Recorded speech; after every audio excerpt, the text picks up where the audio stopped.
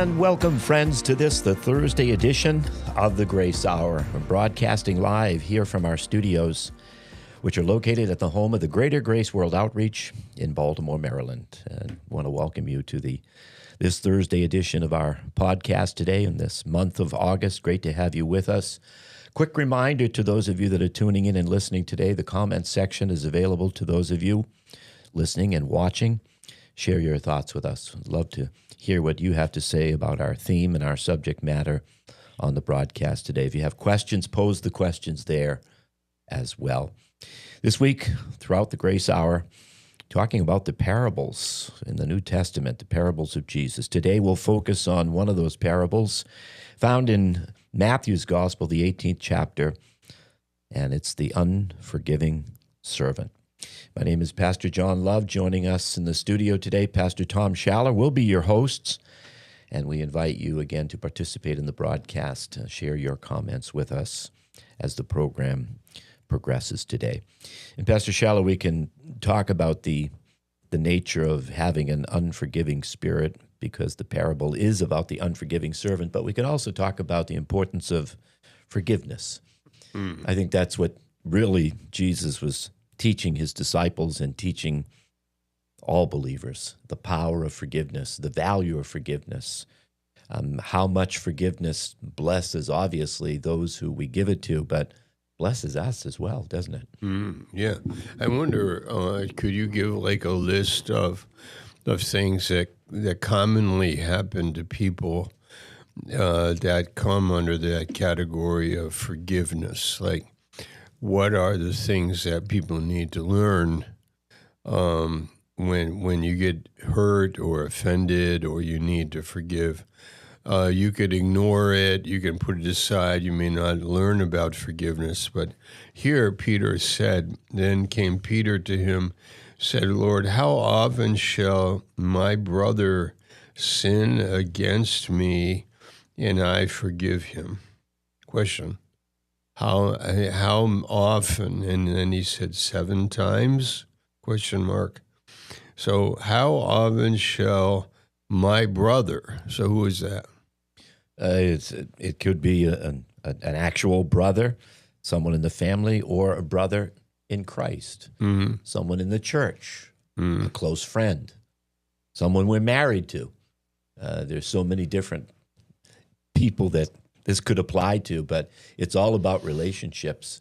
And if there isn't any forgiveness in those relationships, well, you can just imagine where those relationships are going to end up. What are some examples? What are some things that we need to take note of? Well, let's say someone reacts in the flesh, loses their temper, and they lash out with unkind words, harsh words, painful, hurtful words. Those hurt when you get them, when you're the recipient, and yet there should be in our hearts this willingness to say, you know what? I mean, I just look at it like this. I mean, I can have an initial reaction to someone who would hurt me or wound me or offend me, but if our hearts and minds are focused on what God did for us rather than what people do to us, okay, we're gonna have this great capacity. We're gonna have a fountain, almost like a well that springs up, that can forgive, like Jesus said. Peter, I think the Old Testament taught that if someone sinned against you, you would forgive them 3 times. So Peter doubles it and throws one in for good measure. Who knows? Maybe he's trying to impress Jesus. How about this, Lord? What if I forgive my brother? And almost like maybe he's expecting Jesus to say, you would do that, Peter? You would forgive someone 7 times? But boy, was Peter shocked and surprised when Jesus said no. No, he does say, how often shall my brother sin against me? So let's talk about repetitive, offenses. Like how often, like maybe Peter he did have a brother, right? Yeah. Andrew, right? Yeah. And there was James and John. They were brothers. Andrew mistreated Peter once. twice, 3 times, 4 times. Can you talk about that a little bit? Somebody repeatedly hurting you or offending you, repeatedly. Yeah. And then what are they? Like, I still haven't gotten that answer yet. Well, you said words. Yeah. That was one. Yeah, words can do it. Maybe telling something other than the truth, maybe lying, maybe becoming deceitful in some way, shape, or form, maybe being unfaithful and maybe not keeping your promise or keeping your vow, whatever. There's so many different ways in which we can sin against each other and wound each other. And boy, when you mention that about, well, how many times, there's something in us that says, no, wait a minute, I have to draw a line in the sand. Yeah. Okay? Yeah. If I keep extending this forgiveness for you, it's pretty clear to me that you're just going to take advantage of it. And there's never going to be any real change or conversion in your heart. You're never going to see the light. So I have to bring this forgiveness to an end so that you will somehow learn your lesson. But the question is, does that work? Yeah. Or do we just lose a friend? Okay. Like some categories, I'm thinking of like money. People, like, they're dishonest and they hurt you that way. I mean, large amounts of money. I've heard stories in a divorce case, somebody taking your house or your money or lying about you. Even something simple like your family agrees they're going to pick you up at 3 o'clock in the afternoon. There's a no-show, but they do it again and again, like this is a habit. Like, they're not respecting me. They are not faithful to their end of the bargain. This is not good. How many times, Peter is saying, how many times should I forgive, right? Yes. And I love what your answer was, that regarding how my starting point must be not with them, but with me and God. Could you talk about that for more? Yeah, I mean, let's just put the cat on the table. We are going to be offended. We are going to be hurt. We are going to be wounded. Okay. That's a given. That's a good place to start, because this is going to happen. If you're a believer, you're going to be wounded. I think when Jesus told his disciples, you're going to be offended. When he said that to them, you know what they said? They said, increase our faith. I don't know that they ever said that to him about anything else in life. Yeah. But when he said that, they said, you know what? That's going to take a boatload of faith. Okay. I don't think I have that kind of forgiveness. I don't think I can tolerate somebody repeatedly offending me, hurting me, wounded me. I've just got to cut those people off and get them out of my life. Mm-hmm. But if you're in a relationship, a friendship with someone, or if you're in a marriage, or you have children, I mean, you might say, I'm going to cut them up, but you can't do that. Yeah. These are relationships that are too important and too valuable to forfeit because you cannot find forgiveness in your hearts for them. Wow. Okay. Now, if, and we all know, we've seen in legal cases, in a tragic thing like a murder, and somebody being charged in a crime happened. They go to court, and the guilty person is found guilty, and then the victim family has an opportunity to say something, and they can say something very hateful to the guilty person, the crime that was committed, and you've seen that kind of thing, right? Yes. And they're like cursing the person and hoping they go to hell, and on it goes. So can you comment on that for a minute? Yeah, you do see that a lot. And the question that's in my heart is, is that enough for you? Are you going to be satisfied when you see these people punished again and again and again? Or does mercy find a way of triumphing over judgment? Uh-huh. Is mercy a better way to live than seeking justice? Mm-hmm. Because there might not ever be enough justice for you.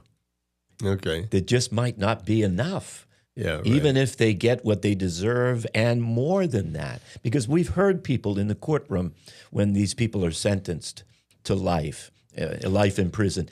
And those that are seeking that kind of justice sometimes say to the person who committed these crimes, it's not enough. Yeah. I wish you would die 100 times over. Yeah, and that might not be enough. Right. So seeking, take your body and grind it through a meat grinder and curse you and go to hell and on and on. Okay, that's one way to live. But the other way is, like what you said, the starting point is, I have been forgiven by God of all my sins, not some of them, but all of my sins. And therefore, in this parable, in Matthew 18, it's a well-known parable, and we understand that because I have been forgiven so much, then I need to be careful with this. Now, there will be arguments on the other side of it, and that is like you're empowering the victimizer by forgiving him and letting him go free. There was a racial murder down in, I don't know, South Carolina. I remember some years ago, a small group of black folks who were doing a Bible study, and a young man came in and killed all of them. And then they went, the few that survived, or however the other church members went to the criminal and said, "We forgive you." And then the press is saying, well, you're empowering, racism, or you're empowering, the criminal.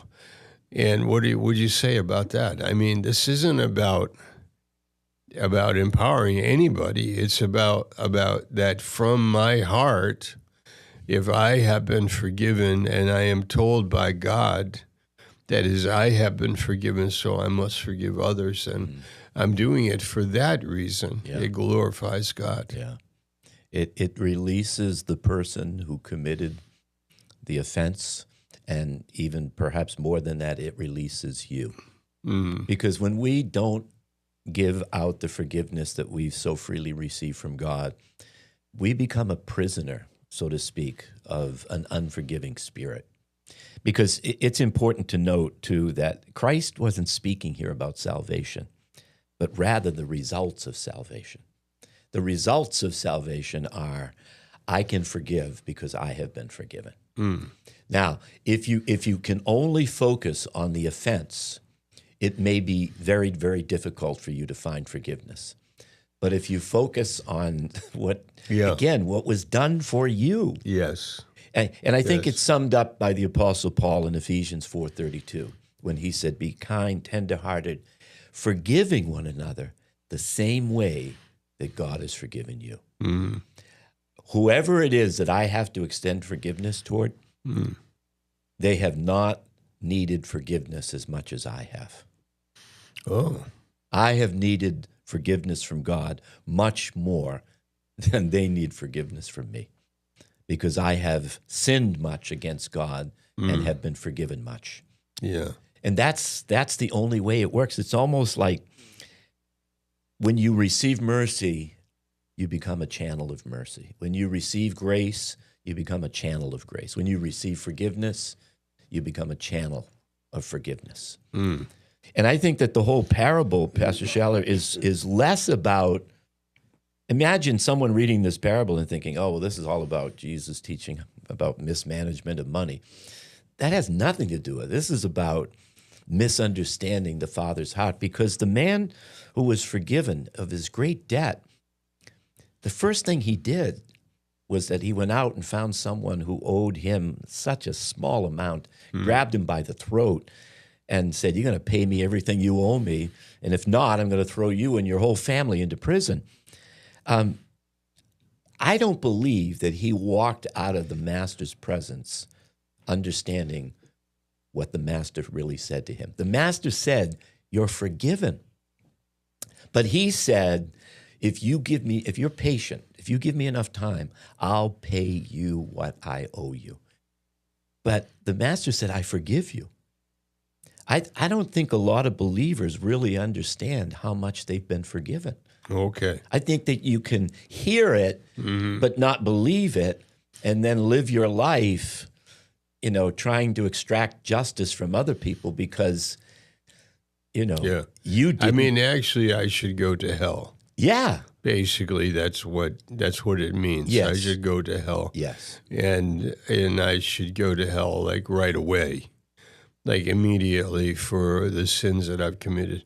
But that is not going to happen. So the fact that I am not going to hell and that I've been forgiven of all my sins is the starting point for my mental orientation to this. Yeah. And I mean,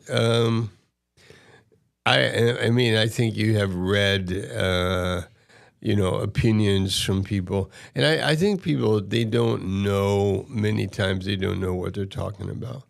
They don't have this as a starting point. Right. They don't realize that I have been forgiven by God, and this is where, forgiveness really comes from. Yeah. And if you don't think that you've really been forgiven by God, or even worse, you don't even think you need to be forgiven, well, then we're talking about self-righteousness, which is the greatest of all sins, because you believe you actually go through life and think you don't need grace. Mm-hmm. You don't need mercy. You don't need forgiveness. Mm-hmm. Other people might need it, but you don't need it. Yeah. That's the worst possible condition you could ever find yourself in. Mm-hmm. Yeah. Wow. Yeah. Isn't this all about stewardship? Peter wrote and reminds us that we should, all of us who have been the recipients of this grace and mercy and forgiveness, he said that you have to now be a good steward of the manifold grace of God. It's almost like God gives us as he lavishes his grace upon us, and then he just kind of waits to see what we'll do with it. Mm-hmm. Will you give to others what I have so freely given to you, or are you going to withhold it? And when you withhold it, boy, that's when you frustrate the grace of God. How many marriages have been ruined, destroyed, because one partner withholds grace from the other partner? Mm-hmm. And they can even justify it and say, well, I'm not giving them grace because they don't deserve it. Yeah, they don't deserve it. They don't deserve it. But that flies in the face of what grace actually means. Mm-hmm, mm-hmm. Because when we're talking about grace, we're not talking about a beautiful ballerina prancing across the stage, or saying a prayer before we eat our meals. We're talking about this love of God expressed towards sinners that are completely and utterly undeserving. Yeah, isn't that refreshing? Yes. It's encouraging, refreshing, and unique. It's a very unique thing. Grace is unique, but at the same time, everybody is crying out for it, but they don't know that. But everybody is crying out for grace. They're all crying out for love. They all want to be treated in a sense of like, love me, appreciate me, forgive me, give me a gift. I'll take it. I'll take whatever you got. Like, love me, care for me. The human race is crying out for grace, and yet, to be honest, in the Christian world, we need to learn and practice that, because it's at the very heart of our message. Yes. It's that we need to give grace to each other and grace to people, and not be judging them. Yeah. But we can be very judgmental. You want to say something about that? We can be, Peter said, how often can somebody offend me and hurt me and I forgive them? How many times? So let's put in there, like, I don't know. They miss the appointment 10 times. They steal money from me 7 times. They are gossiping about me 33 times. They're basically like a bad person, and they're hurting me. So, like, what am I going to do about it? I would say have a mind that's focused on Calvary.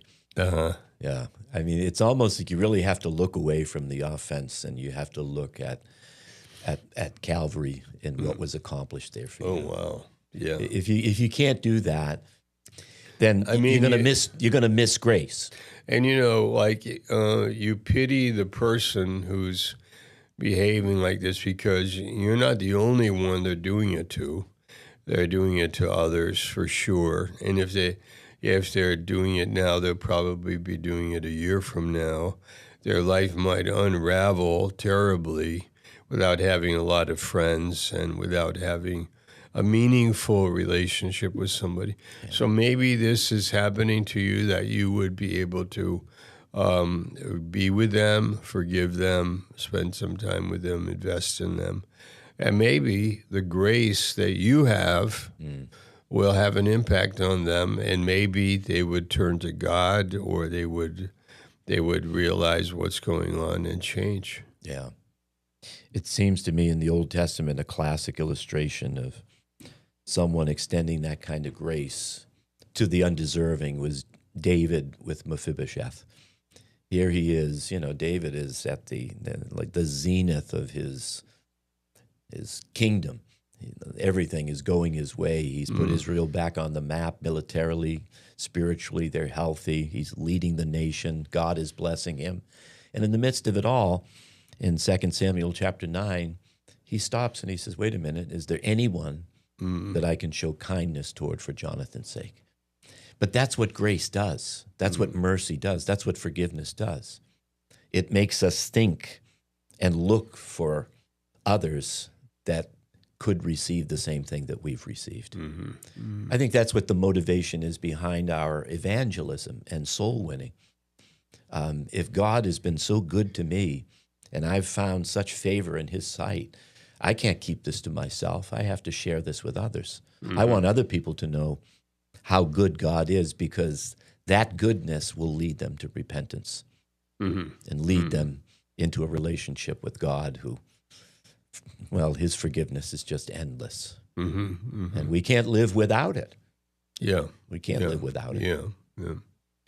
I mean, there is a temptation when you forgive somebody that, that's where it ends, but there could be forgiveness, but also counsel, follow-up counsel. The person might be good for them to be informed about what happened and that this was hurtful, and informed. There's like a lot of room for practical advices and direction with people that are, people that struggle in life and they hurt other people.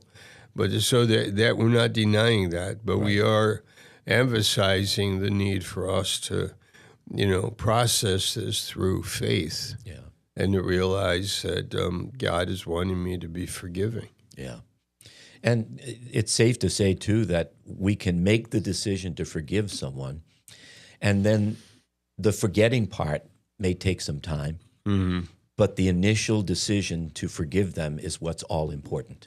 Yeah. In other words, you can forgive someone, you see them, and then it might resurrect the thought of the offense that they committed against you, but you just say, wait a minute, I have forgiven that person. Okay. It might not mean that you spend all of your time with them as you once did, but you cannot, none of us can afford to harbor an unforgiving spirit, because it's like, as someone has well said, it's like drinking poison and waiting for the other person to die. Yeah. Who does it impact? It impacts us. And as hard as it may be for some people to find that forgiveness, it's so beneficial, because if we hold on to the unforgiving spirit, we miss that opportunity to distribute the grace that God has so freely given to us. I think it's Hebrews 12:15 says a root of bitterness can find its way into our hearts. And it just doesn't impact us. It's going to defile everybody in our own sphere of influence. That's pretty dangerous. None of us can afford to live with that bitterness in our hearts.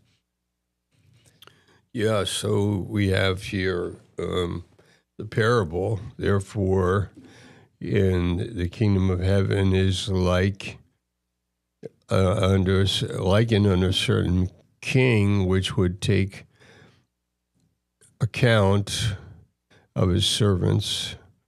And when he had begun to reckon, one was brought on him which owed him 10,000 talents, and I have here in my handwriting $10 million, which is an extraordinary, huge amount of money. I mean, you're not going to pay $10 million back. That's not going to happen. And that's your point about our sins being forgiven. Yeah, yeah. I mean, when he heard those words from his master, I forgive you. Yeah. He should have went out and celebrated. Yeah. He should have found the man who owed him, pennies and said, I've got the best news for you that you will ever hear in your life. I have here $20. Wow. I don't know. You're forgiven 10 million, and then you cannot forgive somebody who owes you 20. Why did that happen?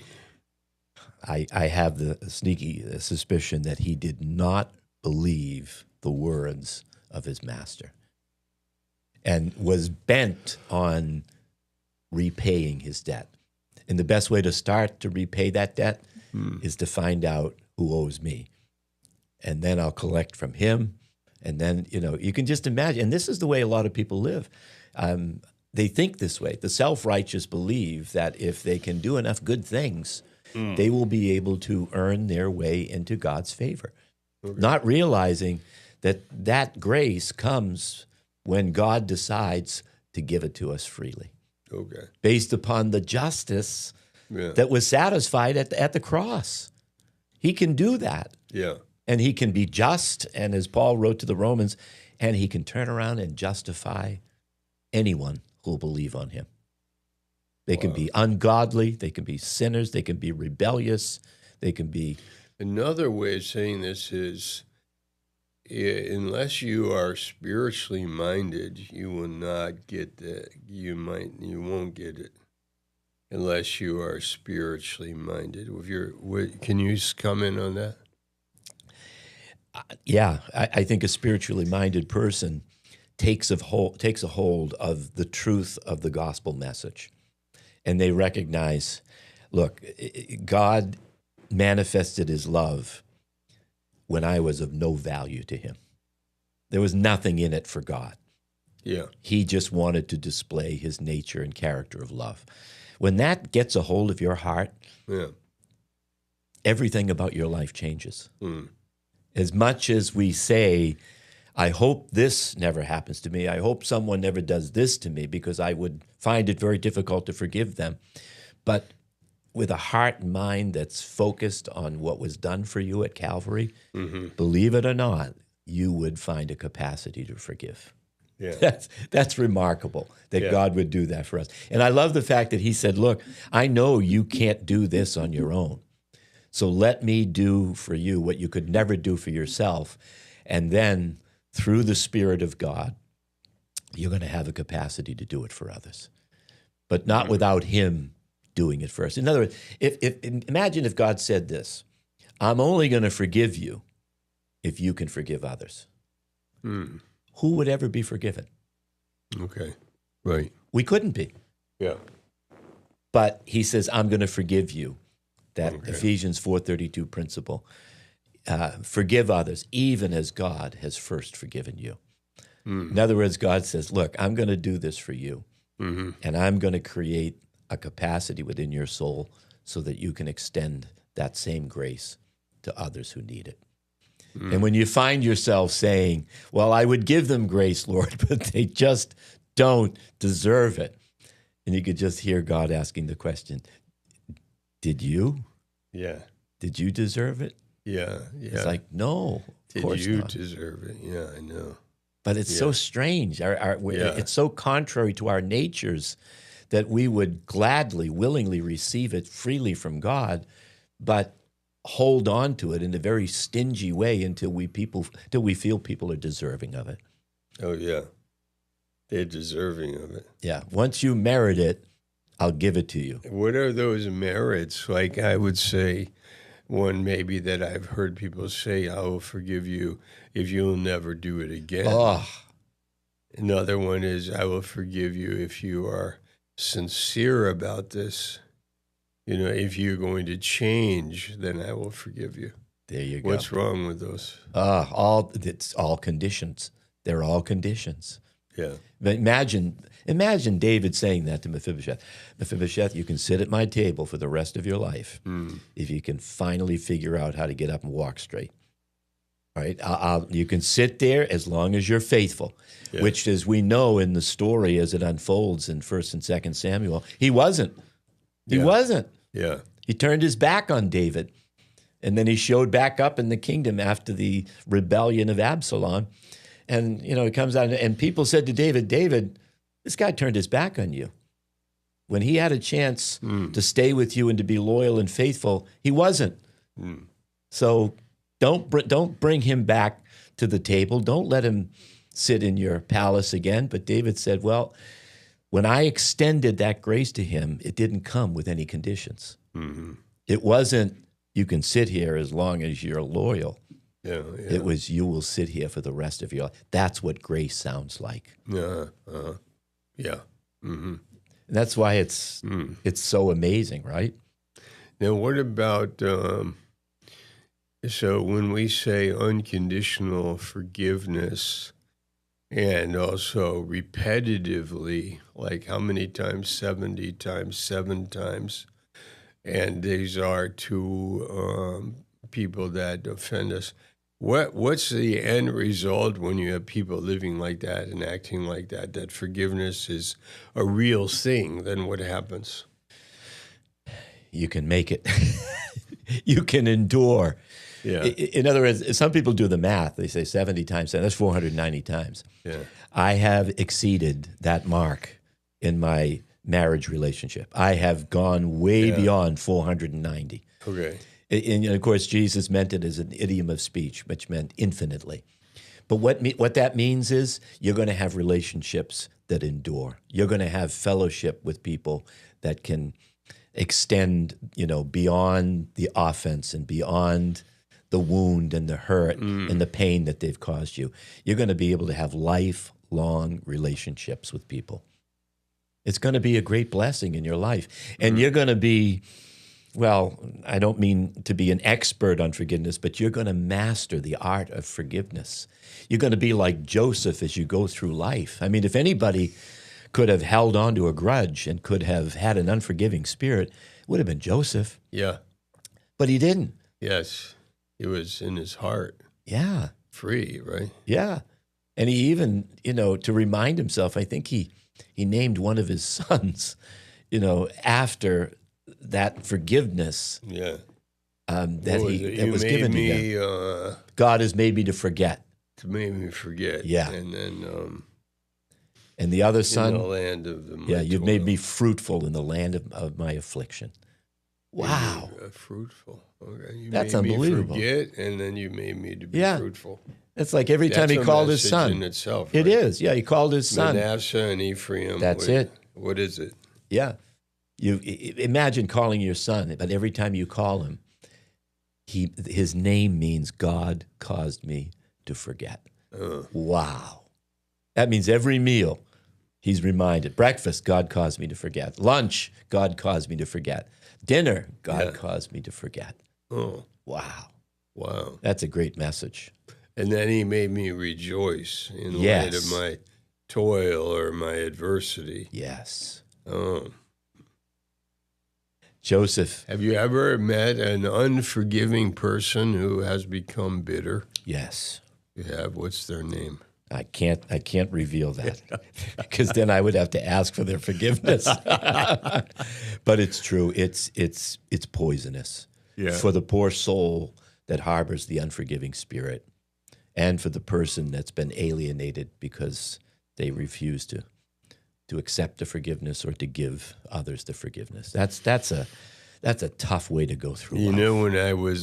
When I was young, I would up in the snowy snowy neighborhoods of New York, up in the big, the snow belt, we would jump on the bumper of a car and ride the car in the snow, right? You Yeah. probably did it without the Yes. driver knowing you were there. Exactly. Yeah, what? I forget the name of that. What was that? Hopping cars or something? Madness, I think we So, there's a time when you hold on to something and it's for your good, and then there's a time you hold on and it's for your bad, Yeah. And you got to learn to give it up. Wow. You got to learn to forgive, Yeah. or that car can drag you into the spring. Yeah. It can drag you into like real pain. That's right. So give it up. Yeah. You want to say something about that? Forgiveness is, in a way, bringing an end to something so you can start something new. Yeah. You got to let it go, right? I mean, it sounds so easy, just 3 words, let it go. It's hard, though. It is hard. It is hard because we can even argue with God and say, well, do you know what they did to me? Yeah. And he might respond by saying, yeah, I do. They know what Do you know what they did to me? Yeah, right. And it's like, yeah, that's right. Yeah. I read a story, Pastor Schaller, of a young girl who grew up with an abusive father. And she was just abused repeatedly over and over again because the marriage failed and she had to stay with her dad. And he was abusive until finally, I think she was maybe 13, 14 years old. He literally took her, he pushed her down a staircase, and he got to the door and he opened the door. He says, leave and never come back here again. And it left her, you can imagine, as a young person, devastated. But, God found her and God healed her and God loved her and her life was put back together and restored. Mm. And she sensed in her heart, God told her to go back and to forgive her father. So the day came where she decided she would do it. She knocked on his door. He came to the door, still angry, still bitter, and said, what do you want? And she said, I just want you to know that I forgive you. And he looked at her and he says, I don't want your forgiveness. And she said to him, she said, well, I hoped you would receive it, but I'm doing it not just for you, I'm doing it for myself. Because I don't want to let what you did hurt me for the rest of my life. Mm. And, it did not penetrate his heart, at least at that time, but she walked away and she said she was set free. She was liberated in her heart because she knew she had to do that. Or otherwise, even though far away from him, he would continue to hurt her if she didn't extend that forgiveness.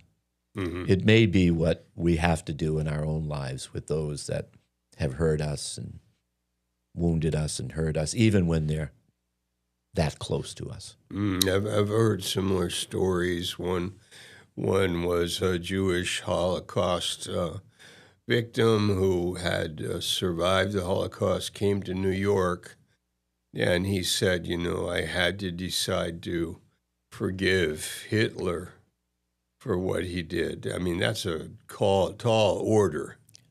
But he said, I had to because I couldn't bring Hitler here into my new life. I had to deal with that and move on. I had to forgive. So that's an interesting, that's, all of us have to process that and think, is that correct or not? You can hate and hate and hate, and the person you hate is living with you every day. Yeah, that's right. You have that person over your shoulder every day because you have hatred in your heart and unforgiveness toward them. But if you forgive, it's over and it's done, and you can go on with your life. Yeah. And when God puts it on your heart to initiate that forgiveness, it's so beneficial. And maybe there will be times when it's not even received and not even welcomed. But we do it anyhow because it's in our DNA. Now it's part of our new nature. Mm-hmm. And we, what's the option? The other option is, without forgiveness, we're going to grab somebody by the throat. Mm-hmm. We're going to say, you know what? You're going to pay me what you owe me. But, that might never happen. Yeah. We may never find, satisfaction seeking that kind of justice. But mercy has a way of celebrating and triumphing over judgment, doesn't it? Mm-hmm. And that's the only way to go. It's the only way to live life. Yeah. We've received grace. We learn to give it. We become channels of Even grace. when you might not ever see the reciprocal part, when Jesus died, he said to the whole world, to the Father, he said, forgive them, like the whole world that's crucifying him, for they don't know what they do. Yeah. There's an ignorance, a juvenile mentality, drug taking, liberal oriented, excuse based motivation. I mean, there's so many terrible mindsets that we run into in life where, you're to blame, and they crucify you and you say, like, forgive them. I don't know who they are. I don't know I'm embellishing the point, but I mean, I'm not pointing to one person, but forgive them. Roman emperor, Roman soldiers, Roman proconsul, the population crying out, crucify, crucify. They don't know what they're doing, and forgive them. So there's a unconditional, universal kind of forgiveness toward everyone, because a lot of times, if not always, people don't really know what they're doing. Yeah, so true. If God marked our iniquity, we would... Who would stand? No one. Yeah. And then the next part of that verse in Psalm 130 says, but there is forgiveness with you, that you may be trusted. Mm. So as we wrap up our podcast today, it's what a blessing it is to think that there is forgiveness with God, which gives all of us hope. Well, friends, thanks for joining us for the Thursday edition of the Grace Hour. We'll be back for one more podcast coming up tomorrow on the Friday edition of the Grace Hour. We hope you'll tune in then. We'll wrap up this subject this week, focus on the parables of Jesus. Thanks for joining us. God bless you until tomorrow at the same time.